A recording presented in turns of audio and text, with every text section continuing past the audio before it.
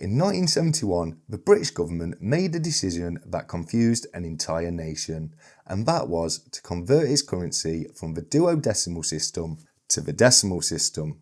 And in doing so, they introduced the 1971 Coinage Act, which pretty much demonetised all old pre-decimal coinage. And I say pretty much because there are 3 coins that survived the acts. And in this video, we're going to take a quick look at each of them and see how much they're still worth today in legal tender. So starting off with the lowest value coin, we have the infamous double florin, aka Barmaid's Ruin. It was minted for 4 years between 1887 and 1890.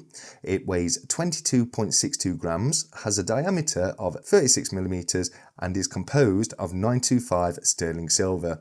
The reverse right here was designed by artist Charles Leonard Wyon, and the obverse right here was designed by artist Joseph Edgar Bowen.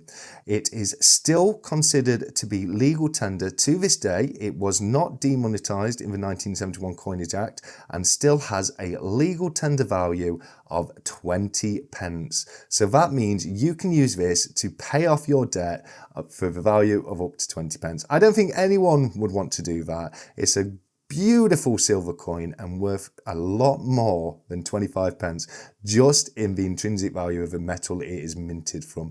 But that is number 1 right here, the infamous double florin with a legal tender status of 20 pence.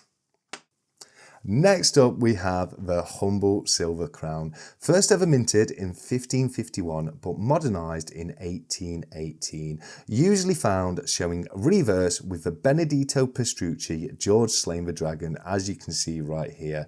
The first few crowns were issued with a garter. They did lose that after 1821 onwards, but you normally find a crown with some sort of George Slain the Dragon. Not always, there have been other designs such as the shield back, etc., but it is usually a George Slain the Dragon.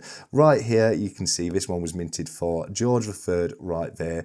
They will show many, many different monarchs as the crown was minted for hundreds of years, or designed by different artists, but the coin itself is 28.28 grams, has a diameter of 37.6 millimeters, and once again is composed of 925 sterling silver. It can still be used to this day for the payment of debt, as it still has a legal tender status to the value of 25 pence, guys. 25 pence, once again making it a coin you're not really going to be wanting to use for its legal tender status and would be much more at home in your home as part of your collection. And finally, we have the beloved gold sovereign, first ever minted in 1489 through to 1604, but reprised in 1817 as part of the coin standardisation.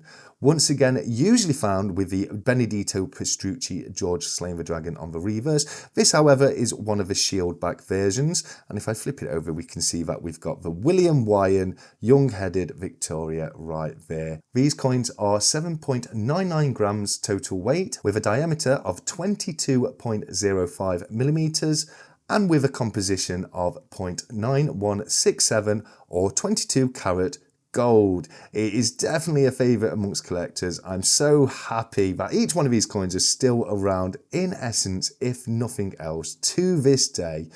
But guys, an honourable mention must be given to the gold guinea. Now, unfortunately, I haven't got a gold guinea to show you all today, but the reason I'm bringing it up is gold guineas are still to this day used for the buying and selling of racehorses. It is considered to be the gentleman's coin, more so than the sovereign, and was traditionally linked to things like the purchase of fine arts, horses, etc., etc. And to this day, as I say, it is still used for the buying and selling of horse races. Not technically legal tender like the coins we've looked at today, but still used nonetheless. But guys, that is the 3 pre-decimal coins that could not be stopped.